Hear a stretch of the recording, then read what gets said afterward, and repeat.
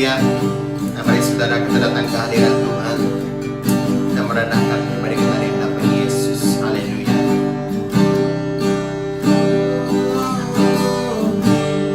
Terima kasih. Haleluya. Kami sembahmu Tuhan, kami agungkan namamu Yesus.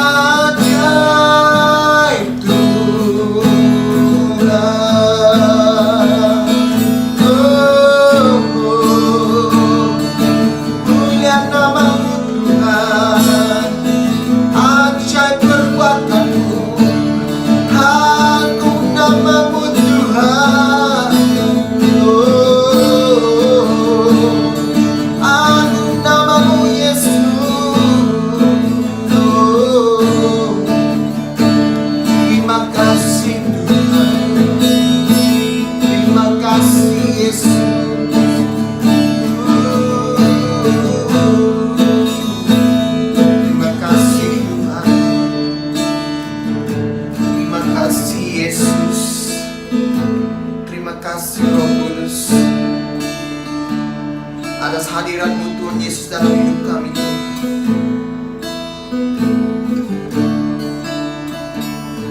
Bapa, pada saat ini Tuhan Yesus, kami menyerahkan hati kami di hadapan Engkau Tuhan. Engkau Bapa yang sungguh baik, Bapa yang sangat baik. Haleluya Tuhan. Terima kasih Tuhan. Terima kasih Yesus. Ini pujian dan penyembahan kami Bapa. Hanya kami naikkan di dalam nama Tuhan Yesus. Semua kita yang percaya katakan amin. Salam, selamat malam saya ucapkan kepada jamaat yang mengikuti siaran ibadah doa kita pada malam ini. Kita bersyukur kepada Tuhan oleh karena kesempatan yang indah ini kita boleh beribadah bersama-sama lewat ibadah doa kita pada malam hari ini. Pada malam ini sebelum kita menaikkan beberapa perkara doa kita, saya membawa kita melihat dalam Roma 12. Kita melihat dalam surat Roma 12 ayat 1 sampai ayat yang kedua. Saya baca. Karena itu, saudara-saudara, demi kemurahan Allah, aku menasihatkan kamu supaya kamu mempersembahkan tubuhmu sebagai persembahan yang hidup, yang kudus, dan yang berkenan kepada Allah. Itu adalah ibadahmu yang sejati. Janganlah kamu menjadi serupa dengan dunia ini, tetapi berubahlah oleh pembaruan budimu, sehingga kamu dapat membedakan manakah kehendak Allah, apa yang baik, yang berkenan kepada Allah, dan yang sempurna. Dari firman Tuhan yang kita baca sebentar tadi, kita mengambil satu tema yang menjadi dasar renungan kita bersama pada malam ini, yaitu persembahan yang benar. Nah, apakah persembahan yang benar itu? Nah, kalau kita melihat di dalam Alkitab, definisi persembahan yang benar dalam Alkitab, mari kita melihat dalam kitab Imamat. Kita melihat Imamat 19, bukan, Imamat 22. Imamat 22 ayat yang ke-17, 18, 19. Coba kita melihat.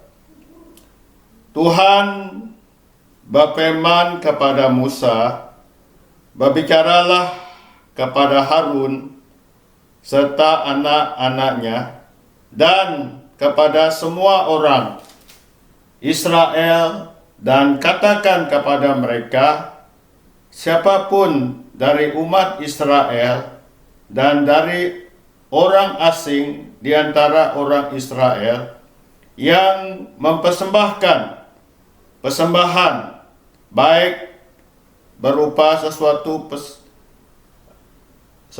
persembahan nazar maupun berupa sesuatu persembahan sukarela yang hendak dipersembahkan mereka kepada Tuhan sebagai korban bakaran. Ayat 19. Maka supaya Tuhan berkenan akan kamu, haruslah persembahan itu tidak bercacat dari lembu jantan, domba, atau kambing. Segala yang bercacat badannya janganlah kamu persembahkan, karena dengan itu Tuhan tidak berkenan akan kamu. Nah, kalau kita melihat di dalam ayat yang kita baca ini, di sini Tuhan berfirman kepada Nabi Musa, di mana dia memberitahu kepada Musa, beritahu kepada Harun serta anak-anaknya dan orang Israel, katakan kepada mereka kalau mereka mau memberi persembahan kepada Tuhan, baik itu orang Israel maupun orang asing yang tinggal di antara orang Israel, kalau mereka mau memberi persembahan kepada Tuhan, baik itu persembahan berupa nazar maupun persembahan sukarela, di mana persembahan itu, kata Tuhan, maka supaya Tuhan berkenan akan kamu, haruslah persembahan itu tidak bercela dari lembu jantan, domba atau kambing. Segala yang bercacat badannya janganlah kamu persembahkan, karena dengan itu Tuhan tidak berkenan akan kamu. Itu kita melihat tentang definisi persembahan menurut Alkitab dalam PL. Kalau kita melihat juga di dalam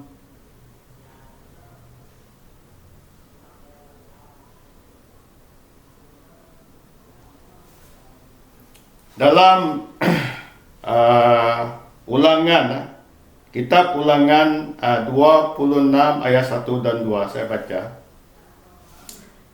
Apabila engkau telah masuk ke negeri yang diberikan Tuhan Allahmu kepadamu sebagai milik pusakamu, dan engkau telah mendudukinya dan diam di sana, maka haruslah engkau membawa hasil pertama dari bumi yang telah kau kumpulkan dari tanahmu yang diberikan kepadamu oleh Tuhan Allahmu, dan haruslah engkau menaruhnya dalam bakul, kemudian pergi ke tempat yang akan dipilih Tuhan Allahmu untuk membuat namanya diam di sana.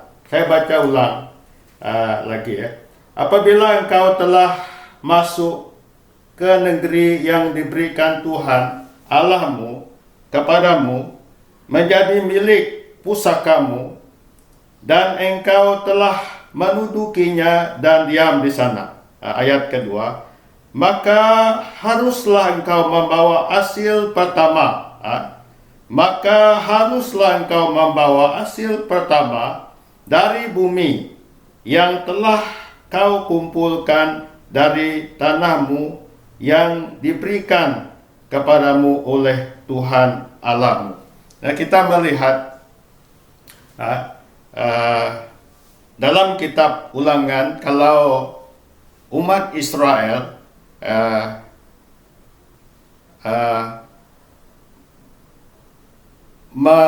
menanam tanaman mereka, dan firman Tuhan berkata hasil pertama dari tanaman tersebut dari bumi itu dikumpul dan disimpan dalam bakul dan dipersembah kepada Tuhan. Nah, itu yang kita melihat. Nah, mari kita melihat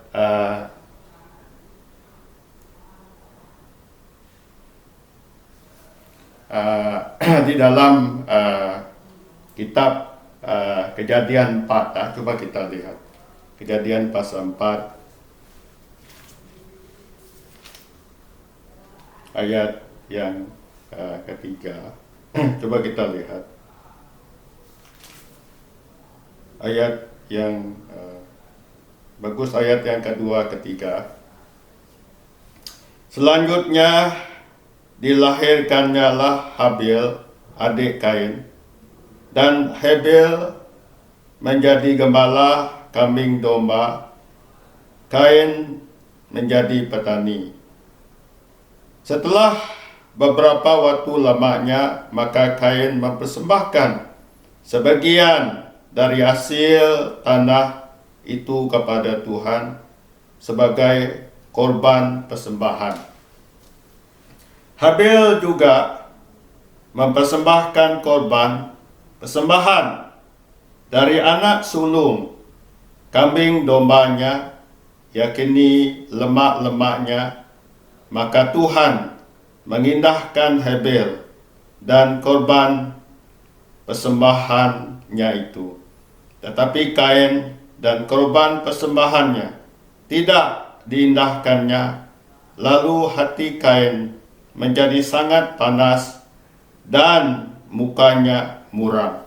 Jadi di dalam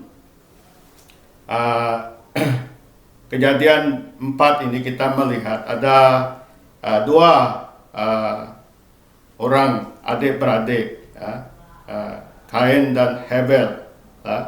Kain seorang petani, Habil seorang peternak. Jadi satu hari mereka memberi persembahan kepada Tuhan. Nah, Kain mempersembahkan sebagian dari hasil tanah kepada Tuhan sebagai korban persembahan. Dan Habil dia mempersembahkan korban dari anak sulung kambing dombanya, yakni lemak-lemaknya. Maka Tuhan mengindahkan Habil dan persembahannya itu.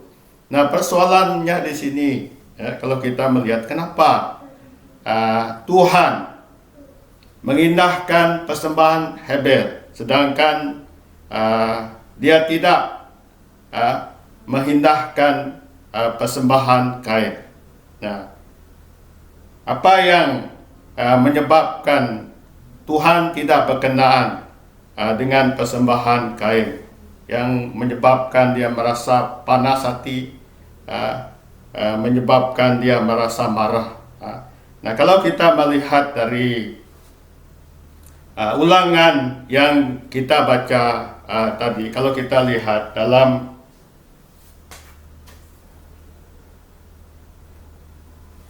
dalam ayat kedua, ulangan 26 ayat kedua, maka haruslah engkau membawa hasil pertama dari bumi yang telah kau kumpulkan di tanahmu, yang diberikan kepadamu oleh Tuhan Allahmu, dan haruslah engkau menaruhnya dalam bakul, kemudian pergi ke tempat yang akan dipilih Tuhan Allahmu untuk membuat namanya diam di sana.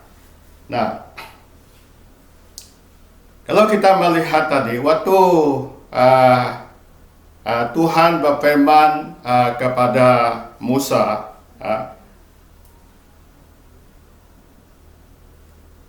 Tuhan mengingatkan Musa supaya memberitahu Harun serta anak-anaknya dan orang Israel, kalau mereka mau memberi persembahan kepada Tuhan, haruslah dari kambing domba yang tidak bercacat. Kita melihat persembahan dari kambing jantan atau domba yang tidak bercacat celah. Jadi kita melihat waktu Habil dia memberi persembahan kepada Tuhan. Habil memberi domba. Kalau kita melihat, dia memberi anak sulung kambing dombanya, yakni lemak-lemaknya. Jadi Habil mempersembahkan anak sulung kambing domba yang gemuk, yang tambun, dan persembahan itu berkenan di hadapan Tuhan. Nah, kalau kita melihat Kain tadi, dia mempersembahkan sebagian dari hasil tanah kepada Tuhan. Tidak diberitahu bahwa Kain mempersembahkan persembahan hasil pertama. Kalau kita lihat dalam Ulangan yang kita baca tadi, di mana Tuhan memberitahu kepada orang Israel, maka haruslah engkau membawa hasil pertama dari bumi, hasil pertama yang terbaik. Kalau kita melihat Kain tadi, dia membawa hasil dari bumi, hasil dari pertanian sebagian, dan persembahan tersebut tidak berkenan kepada Tuhan. Jadi di sini kita melihat dua perbedaan, persembahan yang berkenan kepada Tuhan, persembahan yang tidak berkenan kepada Tuhan. Nah, kita balik dengan surat Roma yang kita baca tadi, Roma 12 ayat 1 dan 2. Coba kita lihat.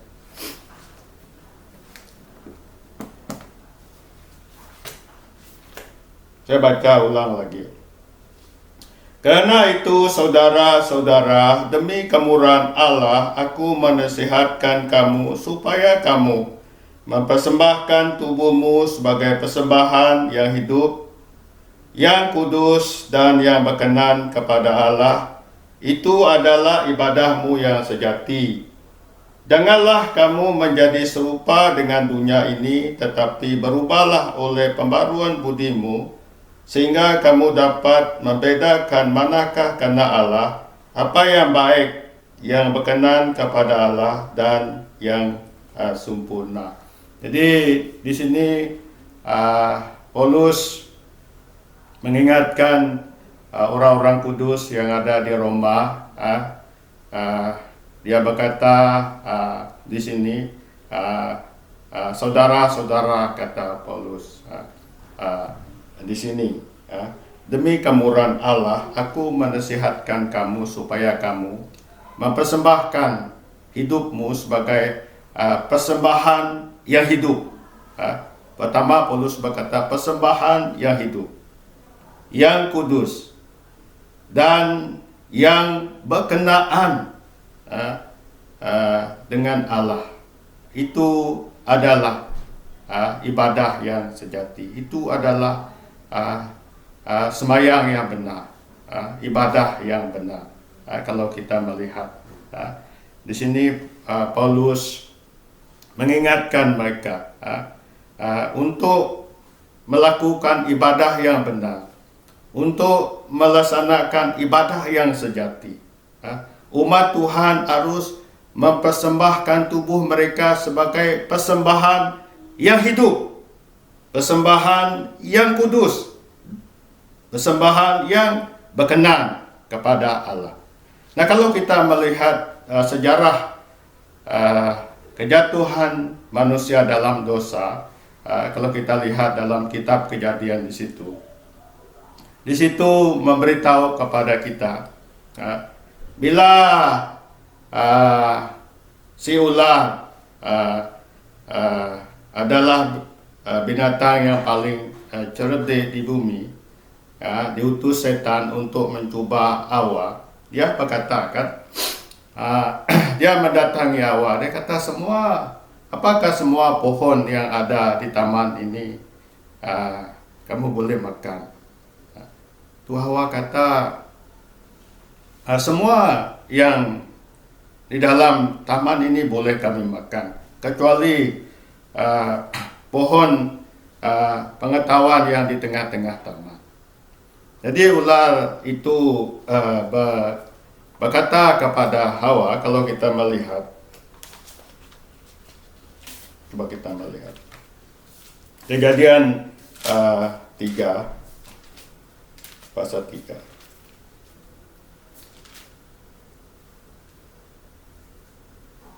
Nah, tentulah Allah berfirman, semua pohon dalam taman ini jangan kamu makan buahnya, bukan. Nah, lalu sahut perempuan itu kepada ular itu, buah pohon-pohonan dalam taman ini boleh kami makan, tetapi tentang buah pohon yang ada di tengah-tengah taman, Allah berfirman, jangan kamu makan ataupun raba buah itu, nanti kamu mati. Tetapi ular itu berkata kepada perempuan itu, sekali-kali kamu tidak akan mati, tetapi Allah mengetahui bahwa pada waktu kamu memakannya, matamu akan terbuka dan kamu akan menjadi seperti Allah, tahu tentang yang baik dan yang jahat. Nah, itu tipu muslihat iblis, setan kepada Hawa di sini. Kalau kita melihat, tetapi ular itu berkata kepada perempuan itu, sekali-kali kamu tidak akan mati.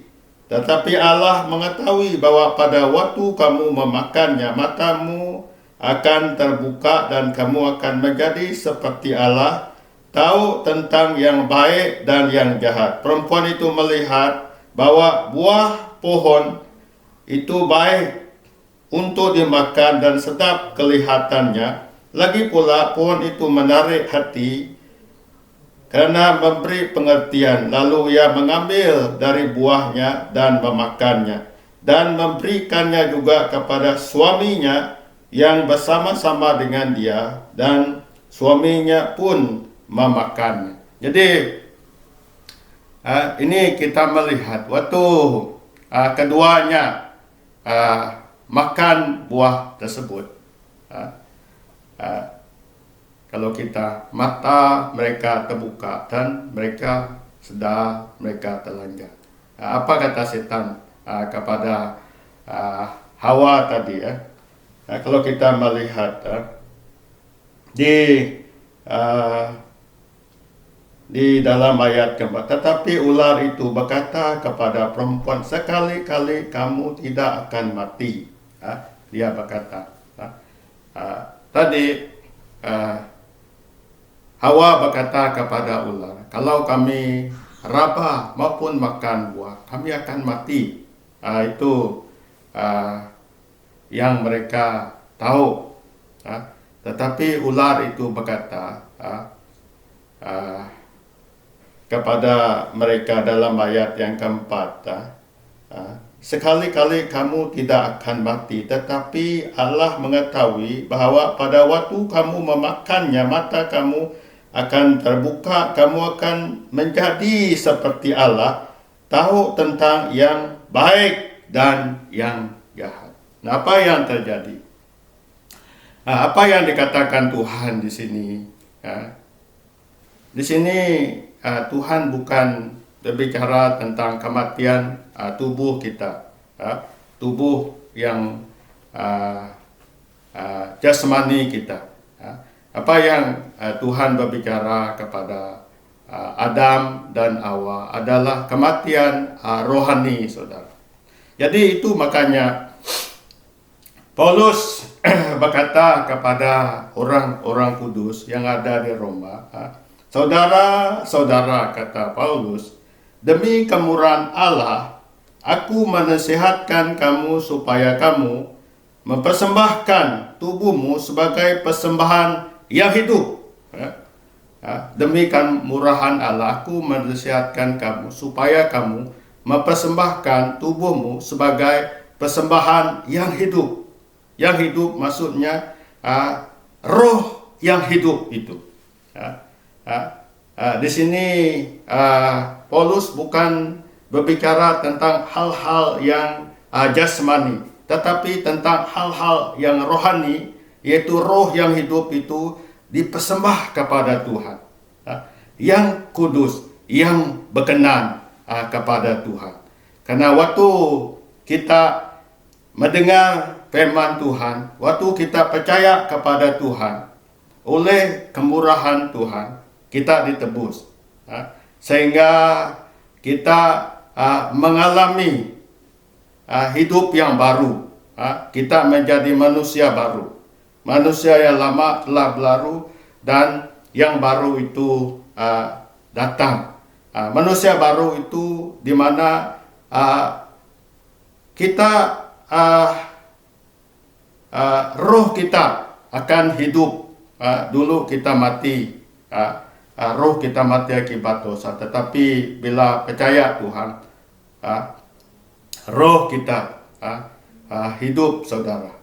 Itu makanya kalau kita melihat apa kata Paulus lagi dalam ayat yang kedua, Paulus berkata, janganlah kamu menjadi serupa dengan dunia ini, tetapi berubahlah oleh pembaruan budimu, sehingga kamu dapat membedakan manakah kehendak Allah, apa yang baik, yang berkenan kepada Allah, dan yang sempurna. Nah, Paulus juga berkata, oleh itu kata Paulus, setelah dia memberitahu mempersembahkan tubuh kita sebagai persembahan yang hidup, persembahan yang kudus dan yang berkenan kepada Allah, itu ibadah yang sejati, kata Paulus. Dan dia terus menyambung, janganlah kamu menjadi serupa dengan dunia ini. Bila Tuhan telah menjadikan kita manusia baru, kita ditebus, kita dibebaskan dari dosa kita dengan darah yang mahal, bukan dengan perak, bukan dengan emas, tetapi darah yang berharga itu, kata Petrus. Janganlah, kata dia memperingatkan jemaat di Roma, janganlah kamu menjadi serupa dengan dunia ini, tetapi berubahlah oleh pembaruan budimu, sehingga kamu dapat membedakan manakah kehendak Allah, apa yang baik dan yang berkenan kepada Allah, dan yang sempurna. Nah, kalau kita melihat juga dalam Efesus 4 ayat 22 hingga 23, yaitu bahwa kamu berhubung dengan kehidupan kamu yang dahulu harus menanggalkan manusia lama yang menemui kebinasaan oleh nafsunya yang menyesatkan, supaya kamu dibaharui di dalam roh dan pikiranmu. Jadi, apabila Tuhan telah menebus kita, kita menjadi manusia baru, Paulus kata, janganlah kita menjadi serupa dengan dunia ini, tetapi berubahlah oleh pembaruan budimu, sehingga kamu dapat membedakan manakah kehendak Allah dan apa yang baik, yang berkenan kepada Allah, dan yang sempurna.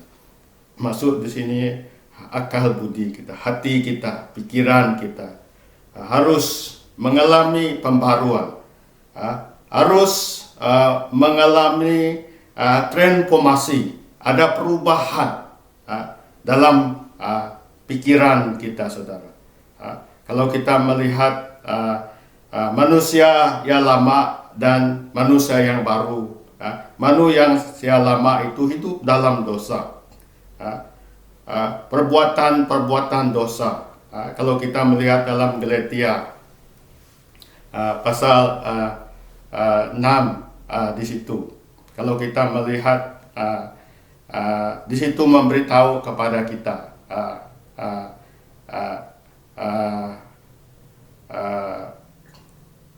perbuatan daging itu, kita melihat kalau kita melihat, coba kita melihat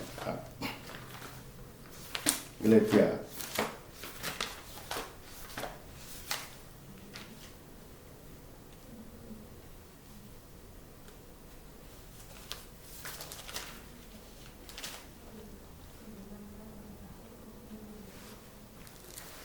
bukan Galatia pasal 5.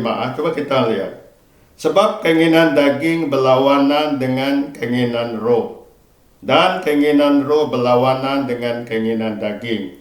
Keduanya bertentangan sehingga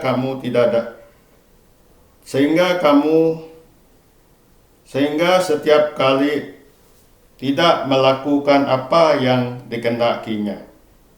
Akan tetapi jikalau kamu memberi dirimu dipimpin oleh roh, maka kamu tidak hidup di bawah hukum Taurat. Perbuatan daging telah nyata, yaitu pencabulan, kecembaran, hawa nafsu, penyembahan berhala, sihir, perseteruan, perselisihan, iri hati, amarah, kepentingan diri sendiri, pencitraan, dan roh pemecah, kedengkian, kemabukan, pesta pora, dan sebagainya. Terhadap semuanya itu, kuperingatkan kamu seperti yang telah kuperbuat dahulu, bahwa barang siapa melakukan hal-hal yang demikian, ia tidak akan mendapat bagian dalam kerjaan Allah. Nah, yang ini coba kita melihat. Bila kita telah ditebus, bila kita menjadi ciptaan baru, ini kita melihat. Tetapi buah roh ialah kasih, sukacita, damai sejahtera, kesabaran, kemurahan, kebaikan, kesetiaan, kelemah lembutan, penguasaan diri. Tidak ada hukum yang menentang hal-hal itu. Barang siapa menjadi milik Yesus Kristus, ia telah menyalibkan daging dengan segala hawa nafsu dan keinginannya. Nah, kita melihat ini yang dikatakan Paulus, saudara. Paulus mengingatkan orang percaya di Rom agar mereka mempersembahkan tubuh mereka sebagai persembahan yang hidup, yang kudus, dan yang berkenan kepada Tuhan. Dan dia terus mengingatkan mereka supaya sebagai orang yang telah diselamatkan, sebagai orang yang telah mengenal Tuhan Yesus sebagai Tuhan dan Juru Selamat, harus berubah di dalam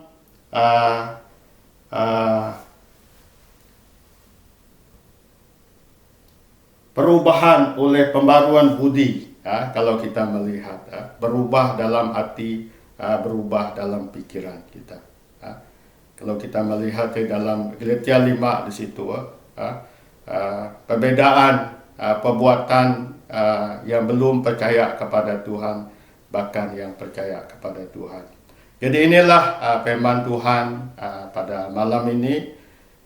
Biarlah firman Tuhan ini terus mengingatkan kita sebagai orang percaya agar kita hati kita, pikiran kita terus diperbaharui sesuai dengan hati dan pikiran Tuhan Yesus Kristus yang menciptakan kita. Jadi malam ini mari kita berdoa. Saya pimpin kita di dalam doa. Bapa Surgawi, Bapa yang kami tinggikan dalam Yesus Tuhan kami bersyukur oleh karena Engkau baik ya Tuhan. Engkau telah tebus kami, Engkau telah selamatkan kami. Kami menjadi anak tebusan Tuhan. Engkau telah membeli kami dengan harga yang mahal. Sebagaimana Engkau telah menasihatkan umat-Mu yang ada di Rom supaya hidup benar di depan-Mu. Jadi biarlah kami pada malam ini kami hidup berkenan kepada Tuhan. Kami hidup, hati kami, pikiran kami berpadanan dengan hati dan pikiran Tuhan Yesus sendiri. yang telah menebus kami, yang telah menyelamatkan kami.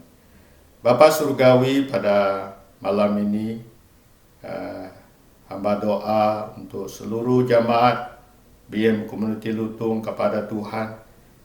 Kami bersyukur oleh karena pemeliharaan Tuhan yang begitu baik kepada jamaat.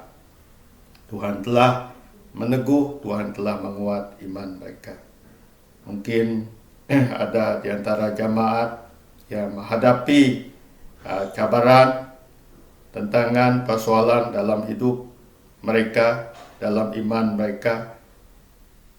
Kami mohon pada malam ini, biarlah Engkau Tuhan bebaskan, Engkau menjawab segala persoalan. Mungkin selama ini ada di antara jamaat melakukan sesuatu yang tak berkenan di depan Tuhan. Engkau pulihkan Tuhan. Engkau jamah, rohmu menjamah hati mereka. Pulihkan hati, pulihkan pikiran. Bebas lepaskan dari segala hal-hal duniawi, dari segala kuasa kegelapan. Berkati jamaat. Kami juga terus doa pada malam ini, doa untuk jamaat. Mungkin ada yang sakit dimanapun mereka berada. Kami berdoa agar oleh bilur-Mu yang tertumpah di kayu salib, jamaat yang sakit menerima kesembuhan yang daripada Tuhan. Kami bersyukur Tuhan oleh karena kuasa-Mu yang telah menolong Mak kepada Deacon Jos, yang dimana maknya telah disembuhkan dari pembedahan, membuang batu empedu di empedu dia Tuhan. Kami bersyukur, terus pulihkan, terus kuatkan, terus sembuhkan. Kami juga serah jamaat-jamaat yang lain yang sakit, yang kami tidak ketahui, Tuhan yang beserta mereka, Tuhan yang menyembuhkan. Kami juga terus doa bagi negara kami, negeri kami, kota, tempat kediaman kami, agar dilindung, agar dijaga oleh Tuhan. Jauhkan dari COVID-19, jauhkan dari segala yang jahat. Kami berdoa agar darah Yesus sentiasa menjaga, sentiasa melindungi kami. Kami juga doa untuk program gereja sepanjang minggu ini, baik program PKW, program youth, doa Kamis Tuhan, home sale malam Sabtu, juga ibadah Ahad. Kami serahkan semua program ini kepada Tuhan. Kami berdoa agar jemaat diberkati, dikuat, diteguh dalam iman lewat penyertaan di dalam program gereja. Berkati seluruh jemaat, berkati semua majelis pemimpin ya Tuhan. Terima kasih Bapa, terpuji nama-Mu. Dalam nama Tuhan kami, Yesus Kristus, kami telah berdoa dan mengucap syukur. Amin. Ibadah doa kita sampai di sini. Tuhan memberkati kita semua. Selamat malam.